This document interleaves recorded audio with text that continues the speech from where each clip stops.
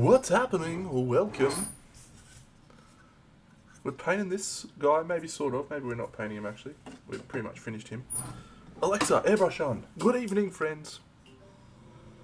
My webcam's got quite a slow reaction time tonight. So that has to do with the settings that I've set it on because the lighting is too much. It's just too much. There's just too much happening with the lighting. So. Yes, happy whatever day we're at, Monday. Today was a long day. It felt like a long day today. So that is probably why I am struggling to find a fucking paint. Where the fuck are you? I've started heavy with the profanity, haven't I? Oh, I think I've got you. I've got you, you little fuck. Yes, no, welcome to the stream tonight. So what are we doing tonight? Well, great question. We're finishing, not quite finishing, but we're painting a few more Kingdoms Forlorn models. For those that followed yesterday's stream, Kingdoms Forlorn is a game made by Into the Unknown in the vein of Aeon Trespass Odyssey. It's themed as a boss battler. So it's got a really interesting boss battling style of game, but there's also a lot of exploration as well. So that's quite exciting. However, and this is where I find myself with the game right now, it is a lot similar to Aeon Trespass. Very similar, in fact. And as someone who has played a lot of Aeon Trespass, I was hoping, maybe not the right word, but I was thinking that maybe it would have a little bit more of a different vibe. And it is quite similar. So it's not a bad thing because Aeon Trespass is a fantastic game. And what I'd like to do to commence this stream is to talk about the differences between these two games. And I can speak with some confidence at this point because I have played, I'd say there'd probably only be a few people in the world that have played more Aeon Trespass than me, actually. I have played 1, 2, 3, 4, 5, 6, 7, 8, 9, 10 full cycles worth of Aeon Trespass. 10 cycles. I played the first cycle twice. I played the second and third cycles 3 times each. I've played the fourth and fifth cycles once. So that is an aggregate of 10. Alexa, airbrush off. Alexa, turn on the AC, please. I'm dying in here. So that is a large number of Aeon Trespass games. Very large number. I reckon there'd be maybe 5 to 10 people in the world who've played, not accounting for the company that makes the game, of course, but I'm sure they've played more. But yes, so I feel qualified to speak about Aeon Trespass. I have not played this game anywhere near that volume. In fact, I've played it for about 4 hours. So that part I can't give you quite as much insight, but I'll try nonetheless. So Aeon Trespass Odyssey is set in a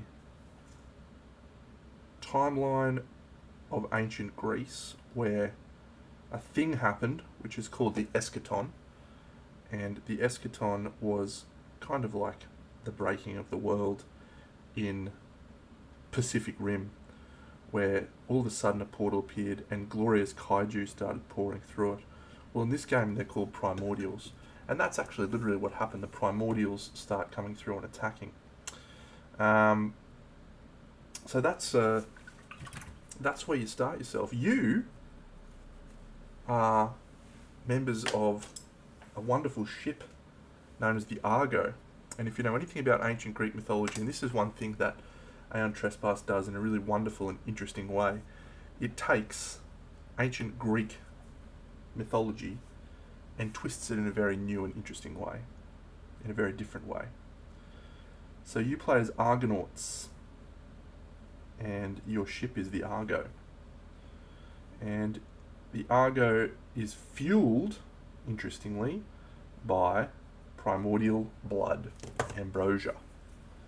Ambrosia, of course, being the drink of the gods. So it's interesting that the primordial's blood is called ambrosia. But I digress. So our ship needs primordial blood to function, which means we need to hunt primordials every few days for us to be able to continue flying our ship around. The very first cycle of Aeon Trespass is Sept on the island of Crete with the Minotaur. The Minotaur was actually beaten by Jason in ancient Greek. Might not have been Jason, actually, I can't remember who did it, but he took a ball of twine and it allowed him to get his way out. I think it was Jason who beat the Minotaur. Anyway, Minotaur is a really cool theme that happened that is talked about throughout the first cycle of Aeon Trespass. And one of the things that happens in that game is you are engaging with some various groups of people in there and building diplomacy with those people. However, the way that the game is structured, there is really no way for you to be diplomatic allies with all three of the political groups that you engage with. I think they're called the Hornsworn, the Minoans, and the Labyrinthians is the three types that you can engage with. So there's the ball rolling on the first campaign that you play in Aeon Trespass. So what happens in that leads you into the second story, which is set in Sparta, which is awesome. There you meet a very angry person called the Nietzschean, and the Nietzschean's story is revealed in a brilliant way, and it's one of my favourite things about the game is the first playthrough I had with that second cycle, because the story of the Nietzschean was one that I very much appreciated. So I'm not going to say anything about what happens in that, but I highly recommend that playthrough, that cycle. I did it on stream too, not stream. I recorded a series on that. So if you'd like to watch what happens in the playthrough of Cycle 2, you can find that on my YouTube channel. And Cycle 3 takes you into a wonderful world of time travel. Oh no, I just got silver in me water over here. That's dumb shit from you, Dano.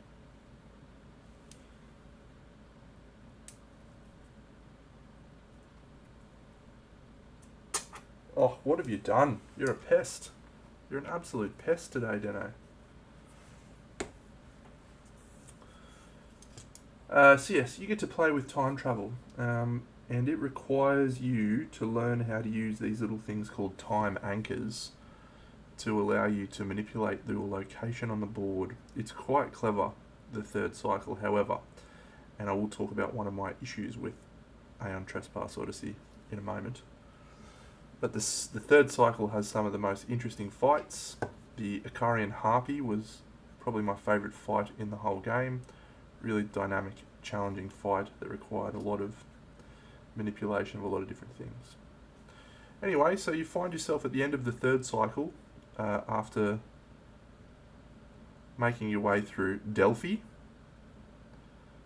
which for those again who are following along with the Greek allegories, the Delphi was the place where they had the oracles, which is quite interesting when you think about time travel being the main element of that cycle. Very, very cool. So then the fourth cycle is set in the desert with Midas and the Tower of Babel. Again, the way that they interweave all of these little things is part of my thing that I really appreciate about the game. This is the dude we're actually painting tonight, by the way, is this Froggo Dragon guy. So we'll zoom out a bit and see. Yes, and if you're finally successful, you then go underwater into the wonderful realm of Atlantis. So there you go. Alexa, airbrush on. So there's a great little timeline of what happens in Aeon Trespass. However, the main thing I wanted to talk about was how the game differs from Kingdoms Forlorn. So Aeon Trespass is very much a story-driven game. Each cycle has a story with characters that you are introduced to and you are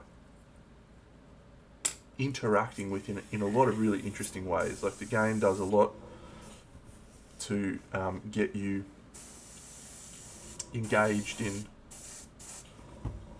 the story. One of my critiques of the game is there's too much story, but we'll come back to that. So you're engaging in this very detailed story, and then you have the settlement management aspects of your ship, because the Argo, as you progress through the game, will develop technologies, research different technologies that allow you to upgrade the ship. It will give you support during combats, with things called Argo abilities, which are very cool.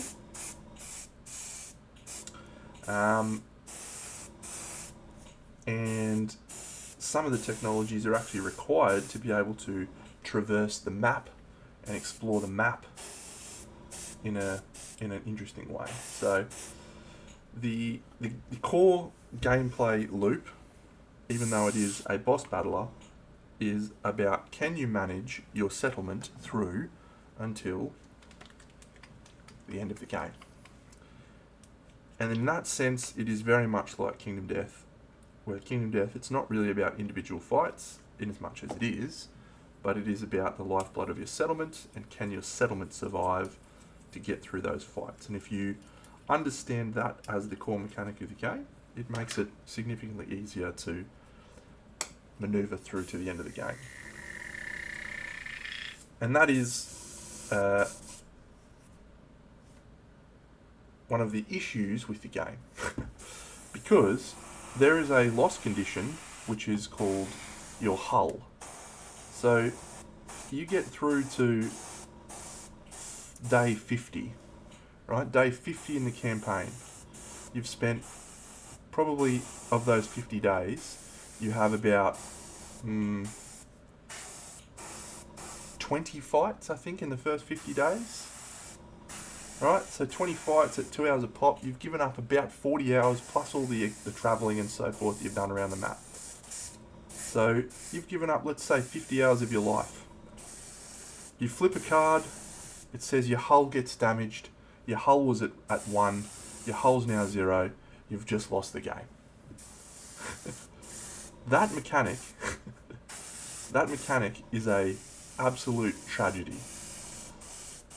Because, and I take it from someone who plays a lot of games, right? I don't have time to replay that campaign after losing. I just don't. I've had time to replay the campaign a couple of times, but if I lost, that's it. I'm packing the game up. We're out. See you later. It's been nice knowing you all. Have a great trip. Good luck in the future. That's just it. I'm not gonna devote more time in my life to that. So that's the first problem. Oh, pistachio. The second problem is that there is just a huge amount of story, right? There is a huge amount of story. So much story that, and the way that it is structured, that it's hard to keep up. It's hard to stay attuned to anything but the main storyline, because there is actually several storylines happening at any given moment in Aeon Trespass. They use this mechanic called adventure hubs. When you start in the game, you'll go to a place and you'll have an adventure hub, and you'll basically do a story from that. But you randomly roll those every time you get to a story. So you might roll an adventure hub of a different adventure, and then all of a sudden you're reading the first part of this new adventure, which has nothing to do with anything that you were talking about before. And the stories are all really well written.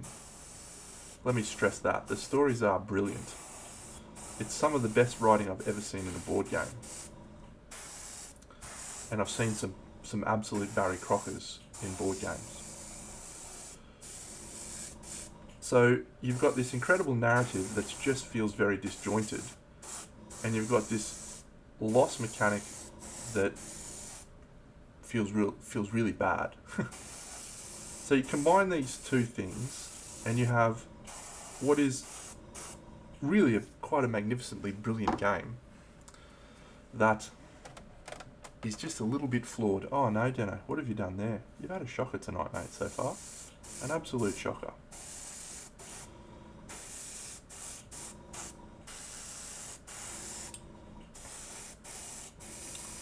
So let's talk about Kingdoms Forlorn. So Kingdoms Forlorn basically wholesale rips the combat mechanic system and takes it into this game. So the combat's almost identical. Now, as someone who played a huge amount of Aeon Trespass, that is both a good and bad thing. It's a good thing because the combat system in Aeon Trespass is what kept me going back. It was brilliant. I spent, if you just heard about how long it takes to do a campaign, I've done 10 of them. So that's a huge amount of time that I've invested. And the reason I did that is because the fights were really engaging. The downside to that, the fact that these are basically the same battle. What is happening here, Deno? The downside is that they're basically the same battle. You know, sure, the monsters' mechanics are different, but the gameplay loop, what you are doing, it follows pretty much the exact same pattern as ATO. So, as someone who's played a lot of ATO, there is a difference, but it is not marked enough for me to be going, you know what, I'm really keen to play more in this battle, in this type of game. But what they've improved over Aeon Trespass is they've taken those two things that I referred to as downsides, the excess of story and the fact that the game can just end, and they've basically removed those from the game. In Kingdoms Forlorn, you have one knight, just one, who is on a quest, and he is the only person whose story you read, which is great, right? The story of one knight is going to be much more engaging as you progress through the story. It's not disjointed. It doesn't follow a random pattern. You have a single story that you're following,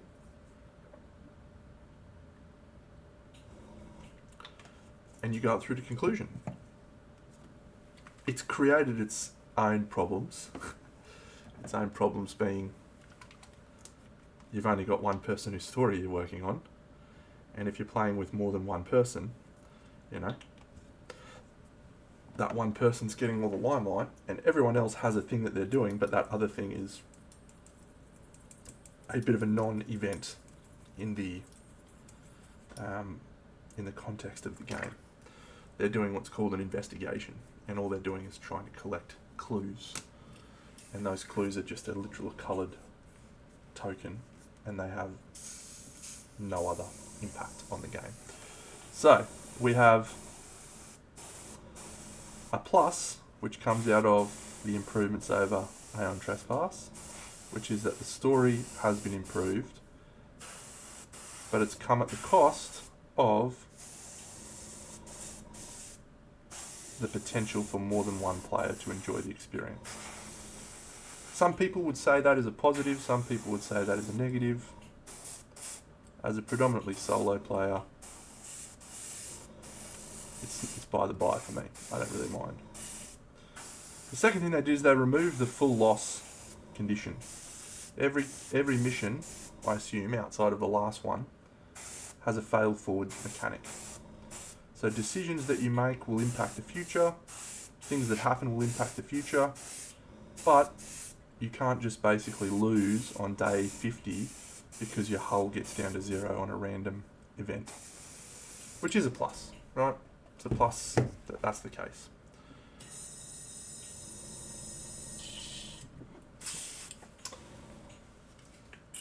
So they've taken the two things that made ATO a tiny miss and they've improved them. So why am I not frothing to play this game? Because thematically, even though I am a bit of a historical boffin, I do like a bit of ancient Greek history, and I derived a lot of enjoyment out of my playthrough because of the little call-outs and the little references to stuff that I knew. My dad had my dad gave me a book when I was, I reckon, maybe 14, that was ancient Greek myths and legends. That was my Christmas present one year. It was a big book about ancient mythology, Greek and Roman. One of my favourite presents. I remember it very fondly. So, the theme in Kingdoms Forlorn is very Dark Souls-esque, very unusual, slightly, I don't really know what the word is for Dark Souls-esque stuff, but that's what I get when I see the figures. They've got this really odd little, vibe, and I think it's awesome, by the way. I absolutely love it. But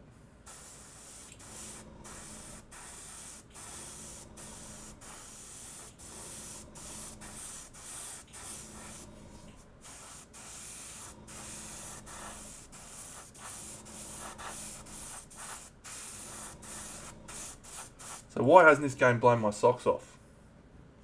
The setting, yeah, I don't mean the gameplay. I wouldn't necessarily call Souls-like. I mean, kind of. There's very much an element of you've got to learn the pattern of the boss to be able to beat it. You've got to understand what the boss is trying to do, and get to know their cards, and that'll allow you to be able to beat them. So, yeah, okay, cool. Well, that's the vibe of this game. So here's this cool gothic horror, dark vibe. Like, this guy's a great example. He's an egg knight, right? He's a weird shaped knight in egg armor. He looks like Ornstein and Smaug. I've never played Dark Souls, the computer game, by the way. I only know them because of playing the board game. So that's the aesthetic. I dig it. I dig the aesthetic. And yet, despite it being an improvement on ATO, despite it being almost tailor-made for solo, it hasn't grabbed me into wanting to play it. And I'm not really sure I can give you a concrete reason as to why. I think that the main reason is that I played so much ATO, with zero regrets, by the way, and we reached this experience, and it just doesn't feel super different. It feels like a refined version of ATO. It feels like a better version. There's two things about it that I've observed. Number one, it feels easier. And number two, and this one's probably a critique that I can't really say for sure, it feels like the mystery is gone. When you open up ATO, there's like 4 secret envelopes, and there's all this stuff that you discover throughout the game. In this, no secret envelopes. there's stuff hidden in the books. I know that for a fact, and there's codes and what have you. But there's just a little bit of that same magic of discovery missing. And when you combine that with the fact that I've played that core gameplay loop almost to death, it feels difficult to want to engage with the game. Kingdom Death. Set up Kingdom Death, mate. It's the best.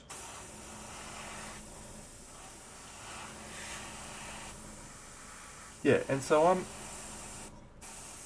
I'm not selling this at this point in time, I should say. I haven't gone to that point. Because I feel like what's going to happen in about 12 months' time, or maybe less, is the freshness of my experience with ATO is going to disappear. Hello, Craigsog. And I'll be open to diving back into that system, that mechanic, that core gameplay loop. And so that'll be the time when I go, yep, now's the time to pull out Kingdoms Forlorn. And I think it'll be an amazing game. I think it may be better than ATO. I think it may be more refined than ATO. But one of the things that is true of all gameplay systems of all games, whether that's miniature war games or card games or whatever, one of the things that I've observed, and I'm sure I'm not the only person that observed it, is sometimes, most times, having something that is slightly better or unbalanced or slightly unfair actually makes the game better. I think we go too far towards making every game ultra balanced, and then games lose their personality. And I'll use Gloomhaven as an example, right? In Gloomhaven, the first playthrough, you can get some crazy shit. You can do some just fucking wild combinations that can't be stopped. And that feels awesome. As a player, like, that is exactly what I want to experience in my game. I want to feel like I'm doing crazy shit, That's where I'm at. However,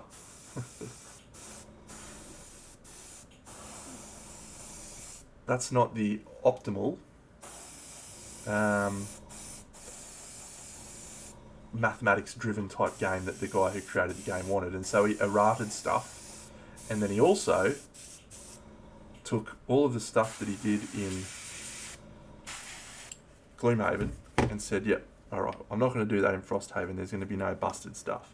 And so there's no busted stuff, and that's kind of it. Frosthaven's just okay, And I think part of it is because, as Cracklook said, when everyone is awesome and incredible, no one is awesome and incredible. You need there to be good and bad cards, good and bad models, some unfairness for a game to be exciting at its best.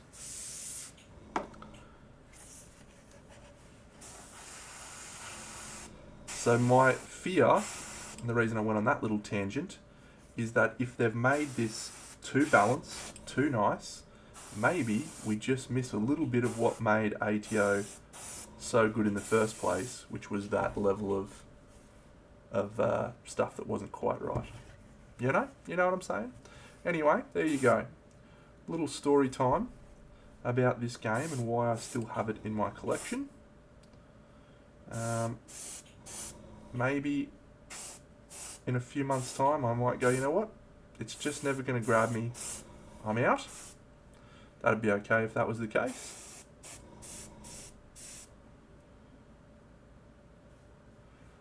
Don't think that'll happen, but never know. But I want to paint it anyway because I like the models. So that's where we find ourselves. Can you dig it? Yes, you can. I got, you got. Ain't got everybody. Can't get a girl, but your best friend can. It's time to move your body.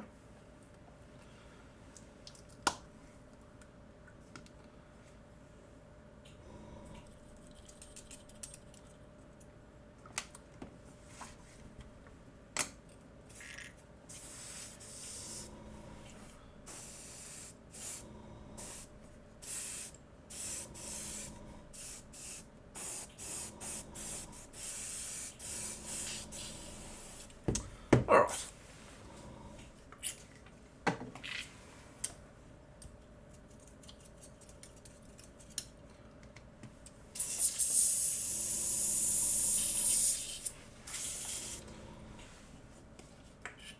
When there's such a small amount of time in life, that might sound ridiculous. Alexa, airbrush off. The older I get, the more I realise how little time I have. I'd rather just play stuff that makes me go, yes, I can't wait to sit down at my table and play that tonight. I don't want to paint tonight. I want to fucking play my game because I'm so excited about it. That is the vibe that I'm looking for.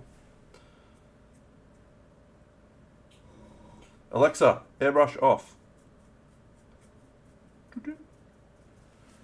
Alexa, airbrush off.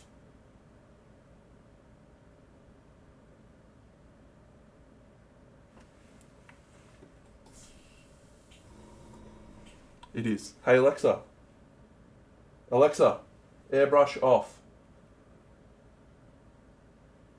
Why isn't she listening to me? Just listen to me. You are right, Major Dodo. Yes, I've had that conversation with a number of people now. The older you get, the more time changes your perception of it because of, 1 week is such a small fraction of the time that you've lived. Whereas when you're younger, 1 week is a huge amount of time in the time that you've lived. Where's me Alexa app? Turn off me airbrush. Thank you.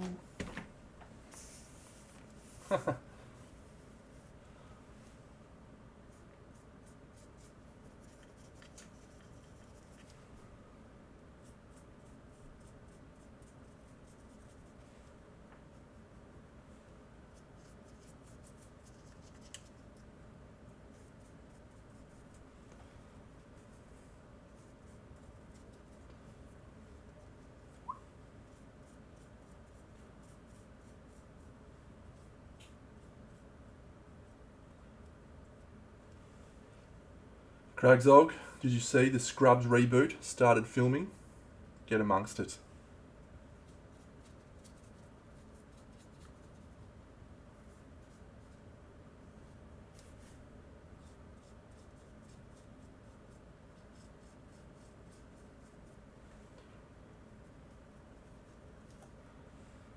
Yep. Filming started, mate. It's all happening.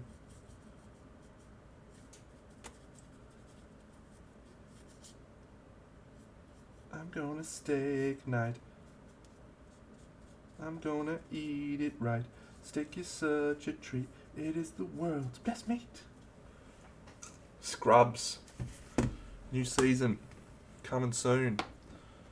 Probably, I don't know, 6 months away. Maybe longer. G'day, slangers.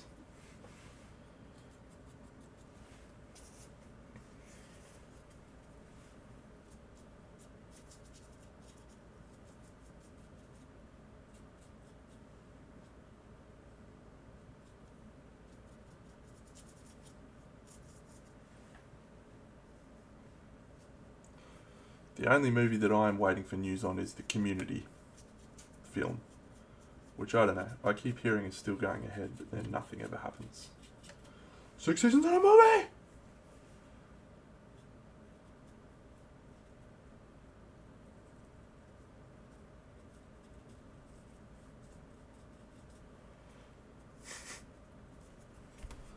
Yeah, Mossy would not appreciate that song.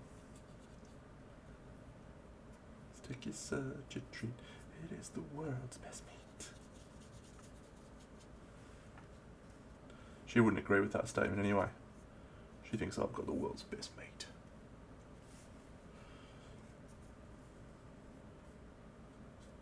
I don't know. I don't know about this guy. I love him. I think he's got the coolest aesthetic. I don't want to fight him. I want him to join my team. I want to ride him. I want to get a toad dragon as a mount. I wonder if you can do that. Or if that is precluded by the game.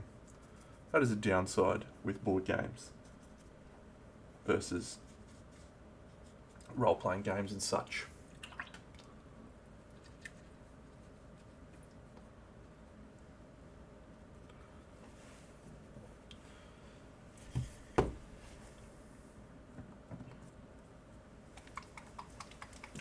Indeed, mate, indeed. To A-listers in this day and age. Old Childish Gambino.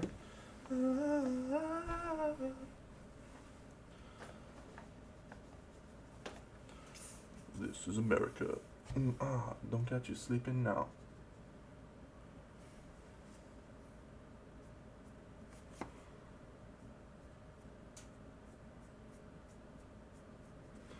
I've given this guy just a tiny bit more attention than others. Firstly, because he's a big boy. But secondly, because he's cool.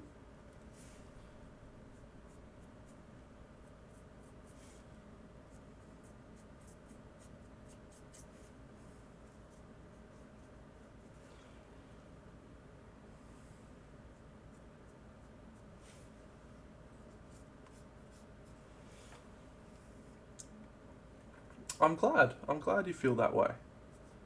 It's very unsatisfying for me to have given up half of my pistachio bottle for that splotch. But c'est la vie.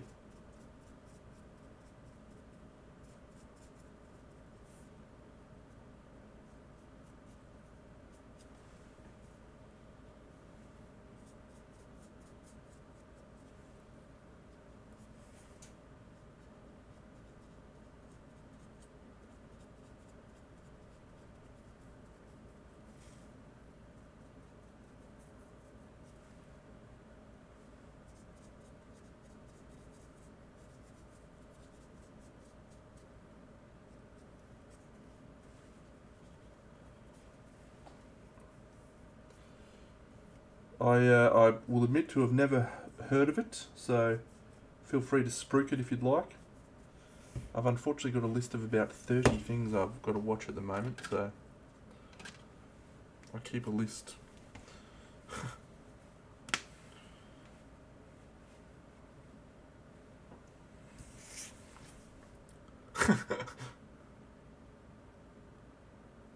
So many shows on there that I need to catch up with. Look at the fact that I haven't watched Reacher Season 3 yet. What am I doing? Bridgerton Season 3. Get amongst it. Carnival Row Season 2. I love Carnival Row Season 1. It was tremendous. Chaos, my mate Simon told me that was really funny. Really good. Foundation. It's up to 3 seasons now. I watched the first episode. The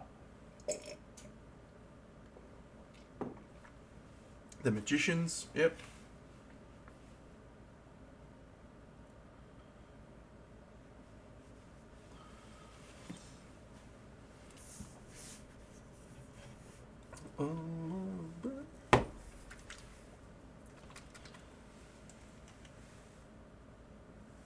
I'm currently watching Wednesday Season 2. So, yep. It's a glory age of television, that's for sure.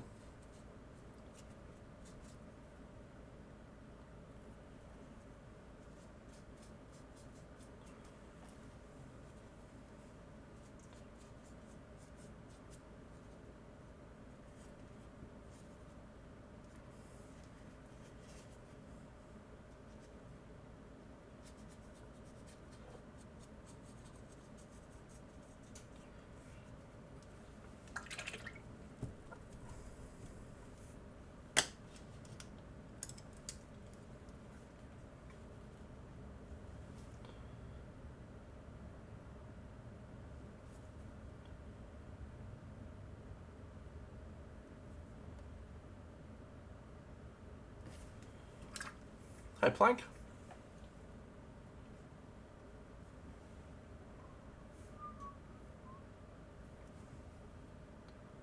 This guy's got teeth on the outside of his mouth. What is happening there?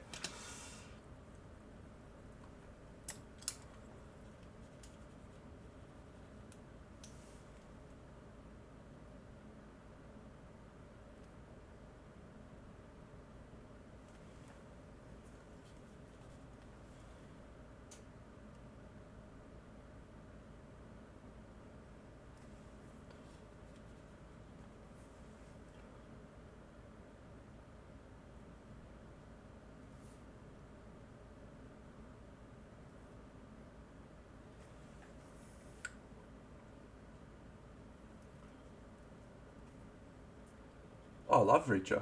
Reacher's awesome. Yeah, thought the first season was absolutely incredible.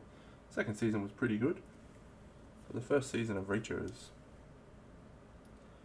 brilliant.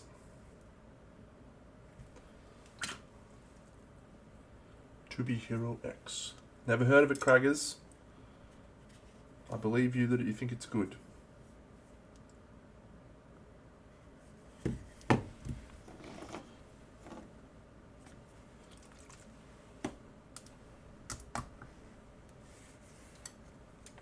I don't follow anime. I can't. I don't know why. I used to love it when I was a kid. I watched Street Fighter and Fatal Fury, Ninja Scroll, Akira. I was right into them. Then I just stopped watching them. Got older.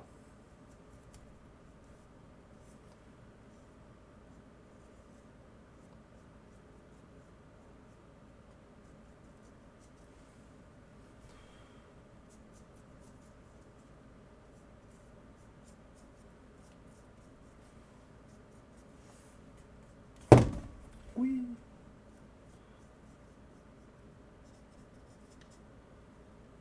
Now I'm going to talk about one of my other passions that I don't talk about much on stream, but we're going to talk about it for a little bit because it's crazy. The AFL Grand Final was on the weekend, by the way. Brisbane Lions up the Lions. Well done, Craggers. Hope you like that.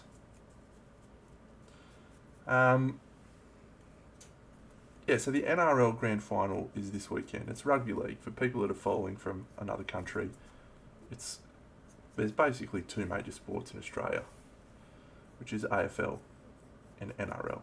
AFL is Australian Rules Football, NRL is Rugby League. Australian Rules Football is hugely popular in Victoria. Hugely popular. It is considered the home of sport in Australia. Melbourne, capital of Victoria, and the AFL Grand Final is one of the most well-attended sporting events every year. It's a huge spectacle. In the Australian winter, there's cricket in summer, of course. Thank you. So there's that part of it. So the AFL Grand Final is the weekend before the NRL Grand Final, which is this coming weekend.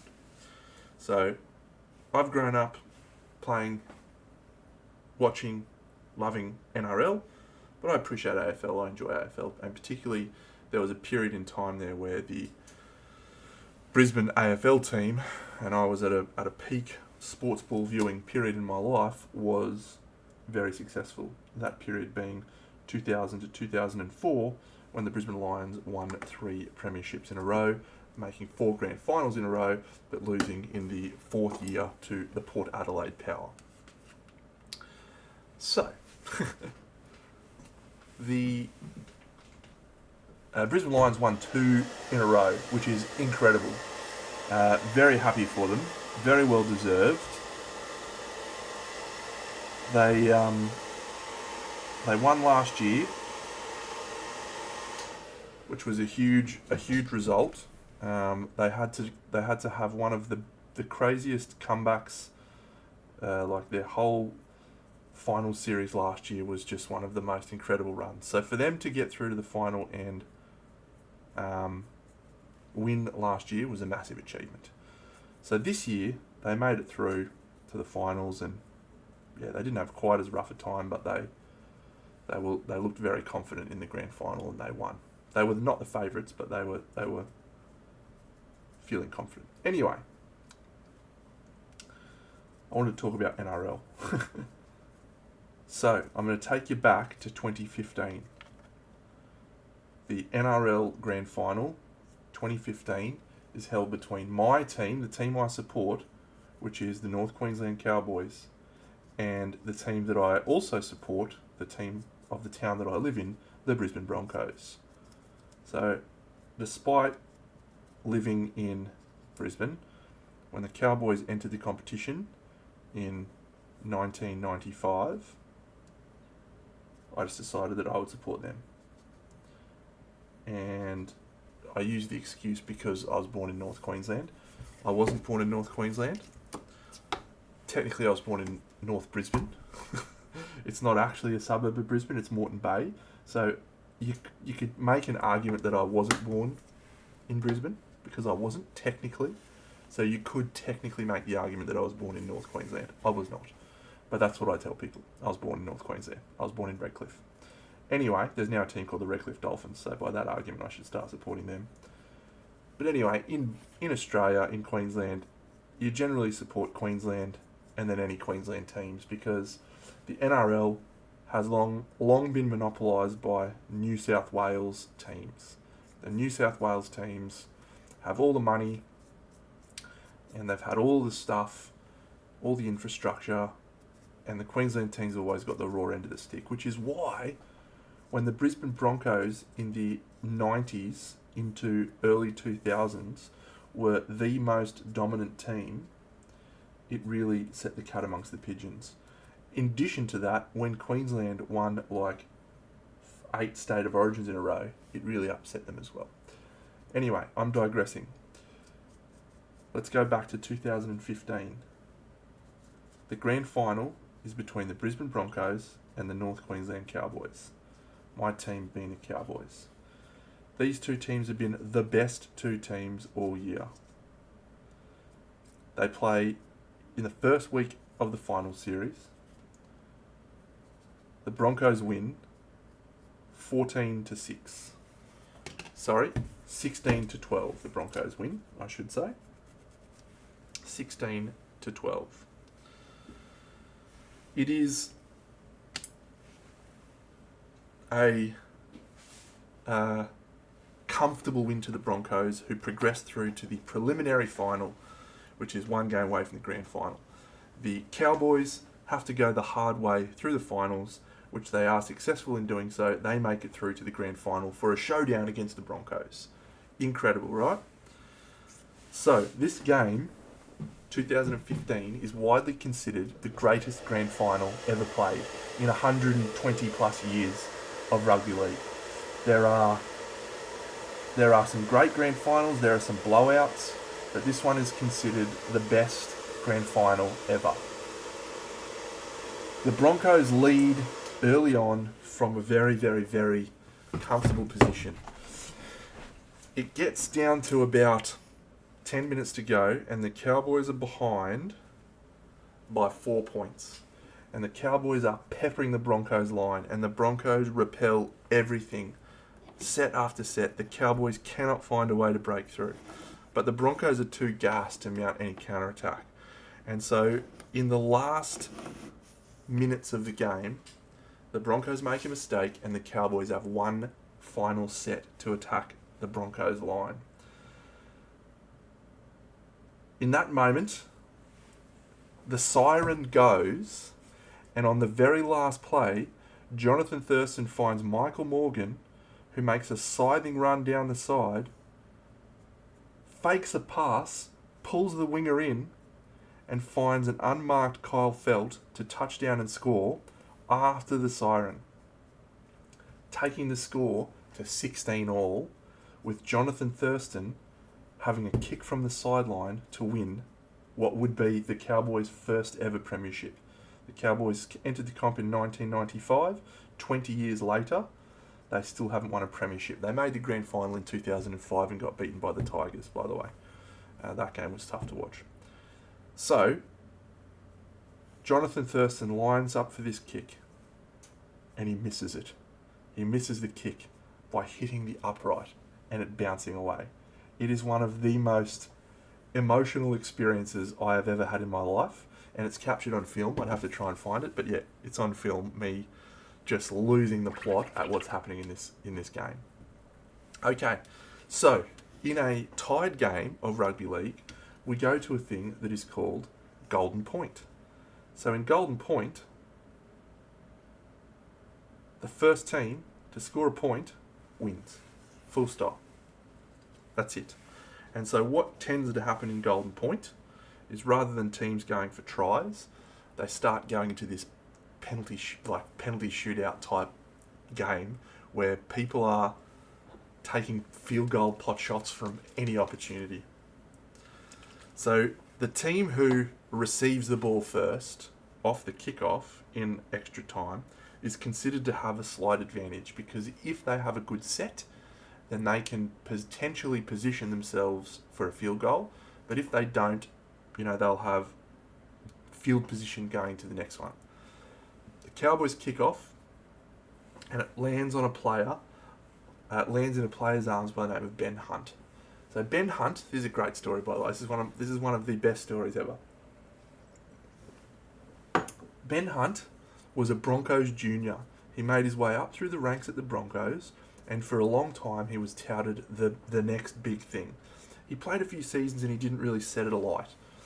But then in 2015, the Broncos brought Anthony Milford to their side from Canberra, who'd had an unbelievable season, who paired Ben Hunt, and they became basically untouchable. The pair of them had one of the best seasons ever. I think Anthony Milford won the Dally M that year, if I remember rightly. I'd have to look into that. That's best player of the season, by the way. So the ball goes down to Ben Hunt, who, on a regulation catch that players would do 10 times a game, 15 times a game, he knocks the ball on. Off the kickoff, he knocks the ball on, giving the Cowboys possession 10 metres out from their line. After a few settling sets, Jonathan Thurston steps up, kicks a field goal in Golden Point, and wins the game for the Cowboys, winning their first ever premiership and ending the greatest grand final of all time in Golden Point by field goal by Jonathan Thurston. So, interestingly, in 2005, Jonathan Thurston had the potential to break a stat that no one else had ever done, which was to win a premiership at one club, go to a different club and win a premiership at a second club. So he didn't do that, though. They lost in 2005. But anyway, Jonathan Thurston retires as a legend. It won the Cowboys their first ever premiership. But the reason I'm telling this story, these two guys are done, that'll do, is because Ben Hunt, the guy who dropped the ball, is a shattered mess of a human. He is ridiculed from pillar to post in the media as the guy who dropped the premiership for the Broncos. Forget about the fact that he is the one who got them there. Forget about the fact that he was absolutely scintillating for the entire year, and that if the Cowboys had not manufactured a try after the siren, the Broncos win the premiership, and Ben Hunt and Anthony Milford and everyone on that team is probably, goes down in folklore as being one of the great Broncos teams of ever. Instead, Ben Hunt drops the ball and has a very, very difficult time dealing with that from a media, from everything. The following season, the Broncos failed to make the finals. I think they basically didn't even make the finals. Ben Hunt was an absolute shell of the player that he'd been the previous year. So much so that he requested a release from his contract and signed with the Sydney club so that he could get out of the media spotlight. So he signs with St. George Illawarra Dragons and goes to play there for, what he thinks is the rest of his career. The Broncos go through a very difficult period of rebuilding where they were the preeminent team and then all of a sudden they're no longer the preeminent team. In fact, they are struggle town. This is where this moment where I love this story, because I think that sport is the only place where stuff like this can happen. Ben Hunt decides that he doesn't want to play at the Dragons anymore. He's homesick. He misses Brisbane. He misses Queensland, where he's grown up. And he tells the Dragons he's not signing on for another year in 2025. The new coach of the Brisbane Broncos picks up the phone and says, "Hey Benny, do you want to come back to the Broncos for a couple more seasons?" Ben Hunt's 35 at this time, right? About to turn 36. The oldest player ever play in the NRL in the modern era is Cameron Smith, who was like 38, 39. Ben Hunt goes, sure, I'll play at the Broncos for one more season. It's 10 years on from him losing the Broncos a premiership. It's 10 years on. And this week, the Broncos made the grand final with Ben Hunt in the side to go 10 years on and have an opportunity for him to win a premiership with the Broncos. It would be one of the greatest fairy tales in sport. It would be absolutely unbelievable. And I hope to goodness he wins it. I really do. Obviously because I'm a Broncos fan and a Cowboys fan and a Queensland fan. But for him to have gone through what he went through over that massive period of time, to find himself with an opportunity to have it and win and win a premiership with the club that started his career, with the club that built him into the player that he became.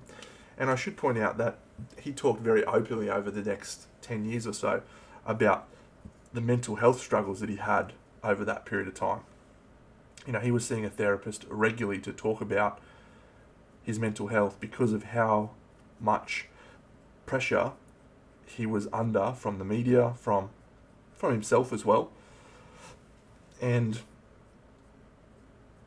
he really struggled for a number of years. But in the last couple of years, probably the last 5 years or so, he reinvented himself as a player and he became a very successful player. He represented his state, his country, but you could always tell that there was just this part of him that, looked back at that moment in his career and just thought, what could have been? What could have been in my career if that hadn't been the case? He probably would have been a Broncos lifetime player who played every match at the Broncos. He probably would have been a 300, 350 plus player. I think he still played 300 games actually. I'm going to look that up now. But he's definitely played a lot of games. But more importantly, he it gives me it gives me chills. I love it. He's 35 years old and he has played how many games? 354 games. There you go. Wow. 150 at St George Illawarra. He's played 15 games for Australia. He's played 20 games for Queensland. And I should also point that Queensland, the state of origin, is a real pinnacle of rugby league in Australia. It's a thing that I could talk about even more than I just talked about that state of origin. And Ben Hunt has won a number of state of origin series with Queensland in a manner that probably would have been enough for him to banish the demons of that moment. And he's probably playing some of the best footy he's ever played in his entire career in the last few seasons. So I would think that if he does win, it will be a wonderful feeling. But I would also think that with what he's gone through, if he loses, he will also just be grateful and appreciative of that opportunity and that experience that he's been able to go through this week and this season. Even to make a grand final is... Some players go through their entire careers and never make a grand final. He's never won a grand final. He has made 2 grand finals now, but he's never won one. And he actually lost quite a few in the the shitty competitions beneath it as well. So it's incredible. It's one of my favourite stories. And what's even more wild, right? Okay, so this is part of the other thing. The Broncos finished the season with a game that they had to win to finish in 4th spot. 4th spot is a very big deal in the rugby league world in the ladder, because if you finish in 4th, it means in the very first week, the game that you play is kind of a freebie. You don't get kicked out if you lose, so you get 2 bites at the cherry, right? So the very first game that they play in the finals, which is not knockout, but it is advantageous to win, because the team that wins in the first week of the finals out of that match gets the next week off, has a rest, has a break, and then gets to host the preliminary final in the 2 weeks' time. So the Broncos play against the team who finished in first. Yeah, and in the last regular round of the season, they had to win to secure fourth place. So they won. They come into the finals. They play against the team that finished first, Canberra Raiders, who lost something like 3 games all year. Were an unbelievable team. They go to GIO Stadium in Canberra on an afternoon, and they play what is probably considered one of the greatest finals matches ever played, which ends up going to 95 minutes of gameplay, even though the match goes for 80 minutes. It was tied at full time, which results in extra time. It was also tied at full time because the Broncos got a penalty after the siren, which they kicked to level the scores. And then it went into extra time. And because it was a preliminary final, not a grand final, doesn't go straight to golden point. You play extra time. And then it goes to golden point after 10 minutes. So they could not separate the teams after 10 minutes of golden point, of regular time, so they go to golden point. Canberra looks like they score a try in golden point. However, it's declared a no try. And the Broncos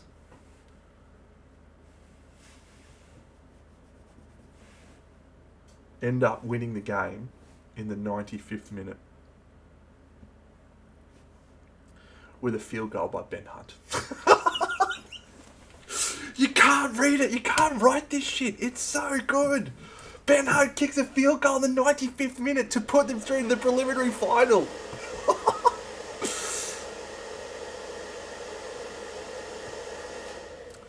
So, they get through to the preliminary final, and they play against a team that they played in the grand final 2 years ago. That team is the Penrith Panthers. The Penrith Panthers are 4-time premiership winners. They've won the last 4 grand finals. They are the best team of this decade and the best team probably of this century.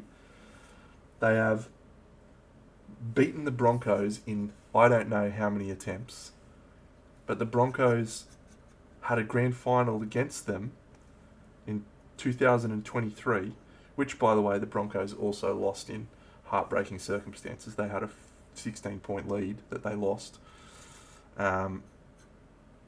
So, yeah, separate conversation. But they come up against the filthy Penny Panthers in this preliminary final. Penrith had been pretty ordinary to start the season, but had been on a tear for the second half of the season, winning something like 8 games in a row going into this match. They find themselves at half-time, the Broncos, 14 points down. It's 14-0 at half-time. So the Broncos have just played one of the great matches ever to have lost, to have won in the 95th minute. It's one of the craziest games you'll ever see. They came back in that game from 14 points down. And they then find themselves 14 points down against the greatest team of the modern era. The team who strangles teams out of games, who never gives them a chance.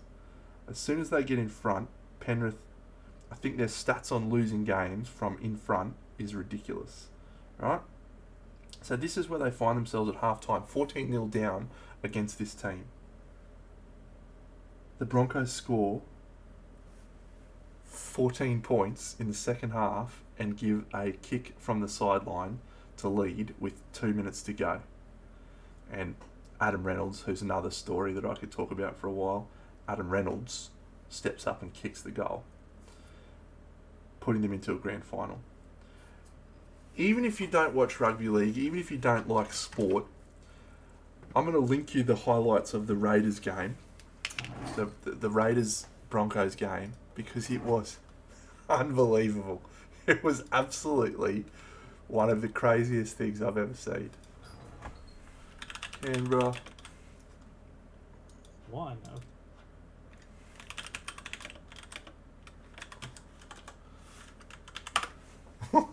That's so good. Oh, it's so good.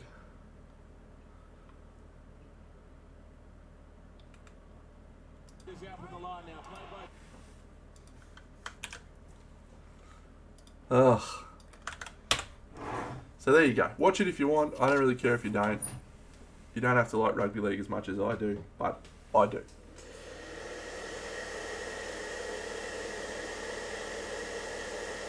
But this is the thing that, like, it's a genuine fairy tale story. If he wins the grand final, it is. Alexa, turn off the AC. Thank you. It will be one of the most incredible moments in sport. And there's been some incredible moments, but that will go down as one of the greats.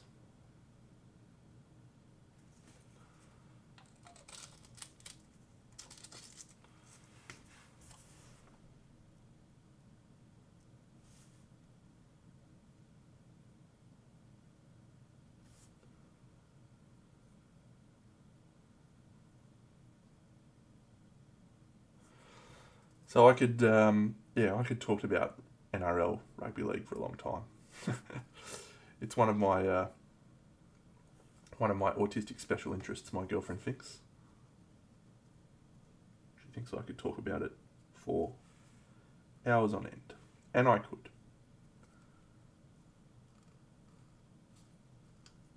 I could give you stats, particularly state of origin. I could talk about state of origin forever.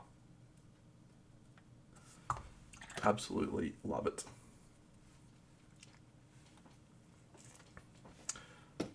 Alexa, airbrush on.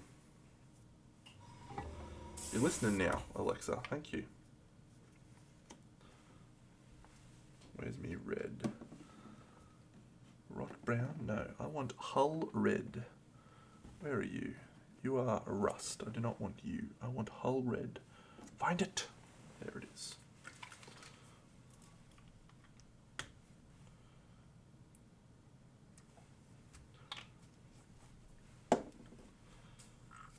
Let me give you a little history of state of origin.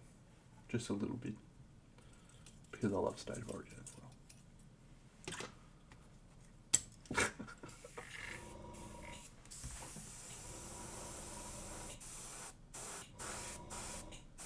So as I was just talking about,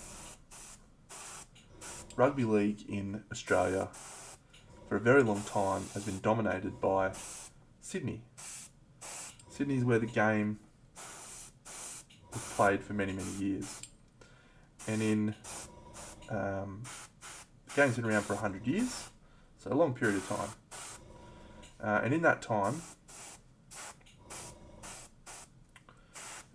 they used to play a interstate series between the state that I live in, which is called Queensland, and the state where Sydney is, which is New South Wales. So this interstate series would happen for many, many years. Many, many years, long time. And what happened for a long time was the series was played, this interstate series, based on where you were currently playing. So if you were a player who was playing in Sydney, even if you'd been born in Brisbane, you'd been born in Queensland, if you're playing the Sydney comp, you represented New South Wales. And that's fine. However, because the Sydney comp was where all the teams played and all the money was at, New South Wales just used to fucking annihilate Queensland. Used to absolutely annihilate them. And this irritated the Queensland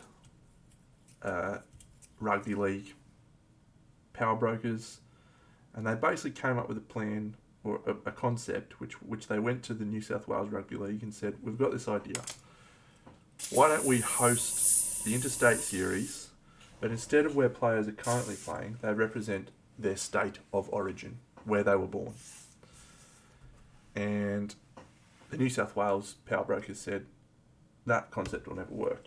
Nobody cares. Nobody wants to play for that concept, right? Queensland said, well, let's just try it anyway. We'll just give it a crack. And if it doesn't work, no problems, right? So they went to the Queensland players who had been playing in Sydney and had to play for New South Wales for previous years and said to them, would you like to represent Queensland, the state you were born? And they unreservedly all said yes, absolutely. I want to play for my state of origin. So the name, State of Origin, was born. And the very first match, which was held in 1980, featured one of the long-term players of the game, Arthur Beetson, at the age of 36, lead out a Queensland side for the very first State of Origin. And remember, for something like the past 40 years, Alexa, airbrush off, Queensland's been absolutely flogged in this competition. Well, you have never seen a bigger upset in your life than in the first State of Origin match. And it's led by their captain, Arthur Beetson, who in the first set of 6, the first series of tackles, throws a punch on to one of his teammates that he plays with at his club game because he's wearing a Blues jersey, and he fucking gives it to him. And all of a sudden everyone realised, oh, hang on a second, this is actually, maybe we've made a terrible mistake here because we've given these Queenslanders an extra leg. Queensland wins the first State of Origin 37-14, something like that. It's a huge win. It's a win that nobody predicted. And it encourages State of Origin to continue for the next couple of years. However, they only do single matches. Queensland wins the next 2 series. Chris Choppy Close gets man of the match in the first 2, by the way. A little known player who's playing in the Brisbane competition starts playing State of Origin by the name of Wally Lewis. He is one of my all-time heroes and will go on to be one of the greatest rugby league players of all time. But anyway, State of Origin turns into this absolute juggernaut of a game where it is the most watched sporting event in Australia. They play 3 matches, Queensland versus New South Wales. It is the pinnacle, the absolute pinnacle of rugby league. The game is incredible to watch. It has a level of intensity that I've not seen in many other sports. And for whatever reason, Queensland just wants it more. They have won nearly double, I think it is now at this point, double the number of series that New South Wales has won. And the amount of times that they have come back from horrific deficits to win is crazy. Let me give you another great example of what it means to Queenslanders to win State of Origin. And again, I'm sorry if people are bored by this, but once I get going on rugby league, I can't stop. I love it. This competition is hugely influential on players, right? They basically, you know, when State of Origin time rolls around, it's a huge thing for the players. However, in 1994, there is a fantastic initiative hosted by a very well-regarded person by the name of Kerry Packer, who decides to set up his own rugby league competition alongside the existing National Rugby League, and it's called the Australian Rugby League, the ARL. The ARL is set up alongside the Super League. The NRL is what it ends up becoming after that. Anyway, what ends up happening is this Super League goes to all these teams and says, we'd like you to play in our competition instead of this other one with the Australian Rugby League.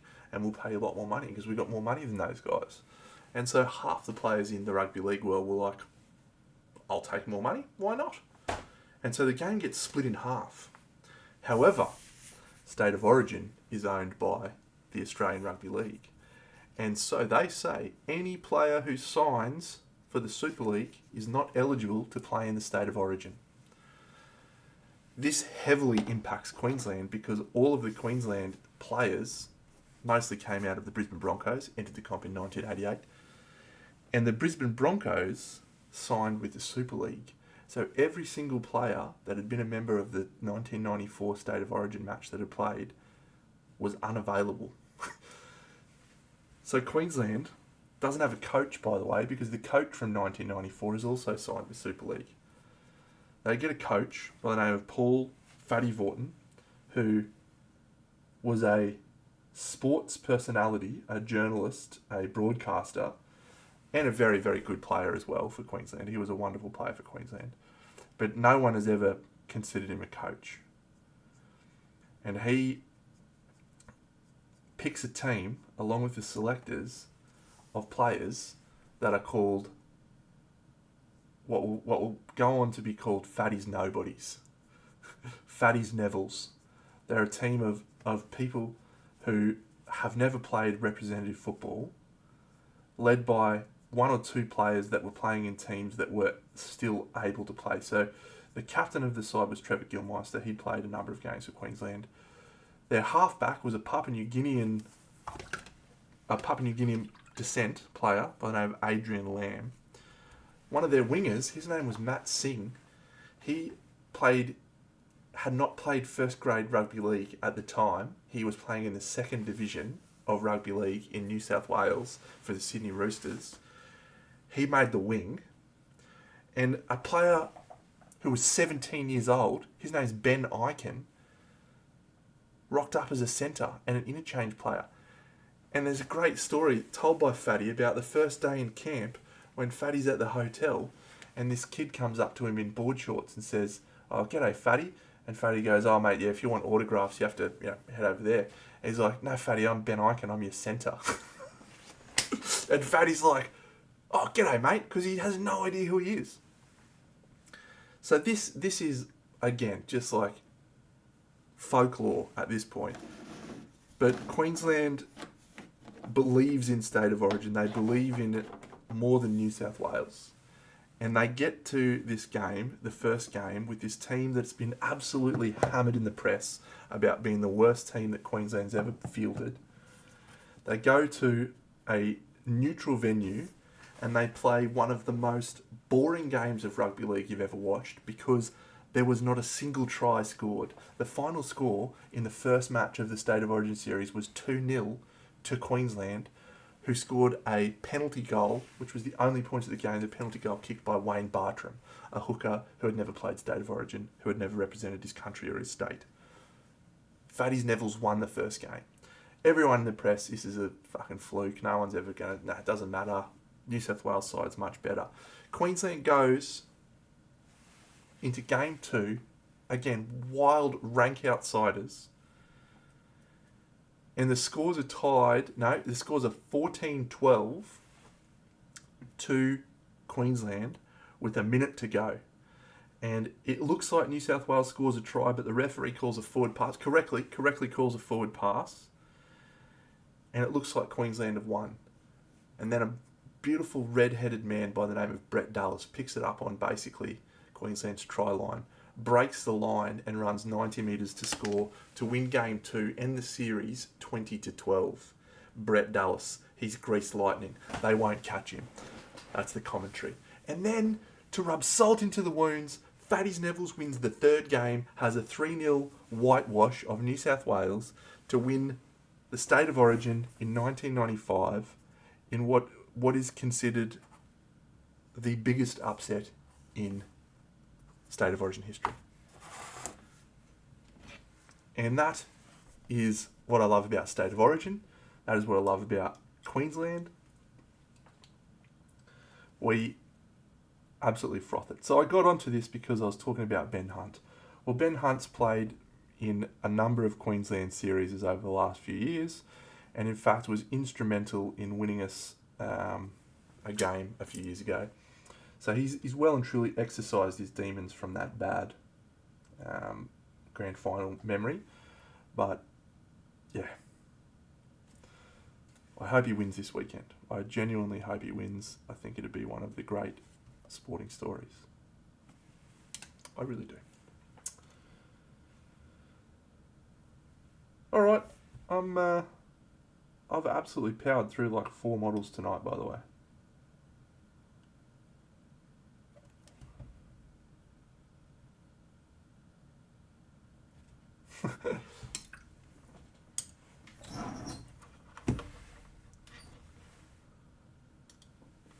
Let me see if I can. Kawhi up top, looks at the clock, turns the corner for the win. Oh, that's a good win. What the game winner! Hanging in the air, the ball suspended in air. In some 18 years. My friend Benny Leaper's a Raptors fan. He would know about that moment. I've watched some great moments in sport. Peter Siddle's hat trick on Boxing Day. That was one of the greats.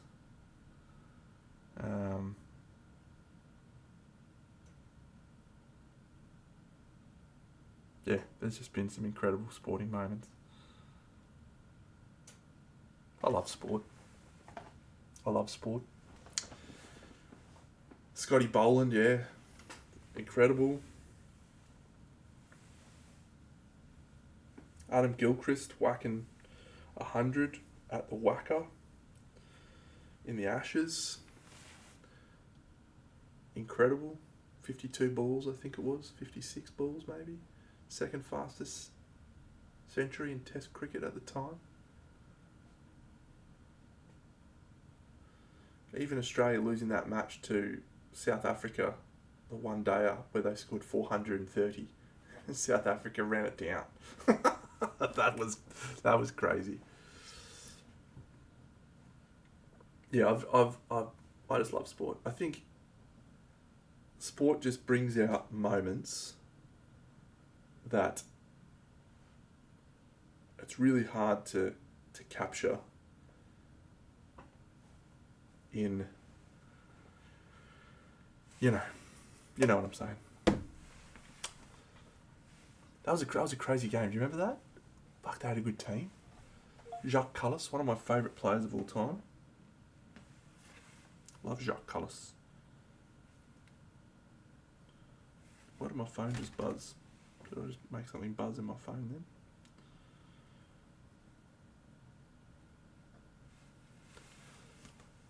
Oh yeah. Roger Federer. Unbelievable. What a guy. What about Nicholas Mahut and John Isner playing for 100 matches at Wimbledon? How long did that game go for? It was like 56, 54, wasn't it? That's a wild sport. I watched some of that game. Mahut versus Isner. Longest ever match. They changed the rules after that. 8 hours, 11 minutes. 70-68 was the final set. Did you ever hear about that, Cragzog? Oh, it's a fucking crazy game. It was at 2010. It was probably before you were born. But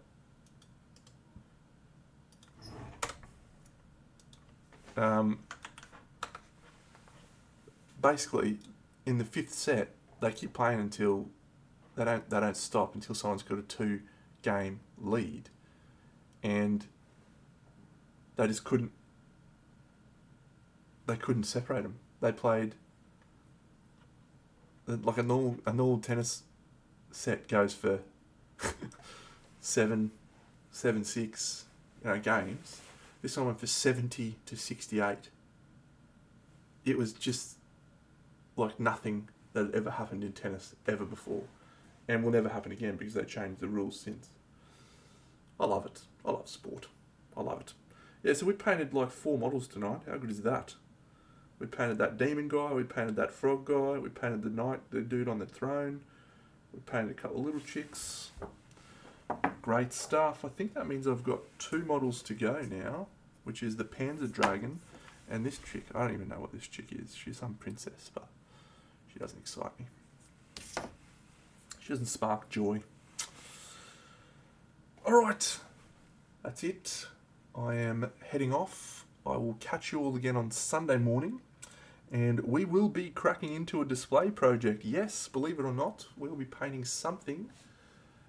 It probably won't be the little diorama of the blacksmith guys, because I'll need to build that.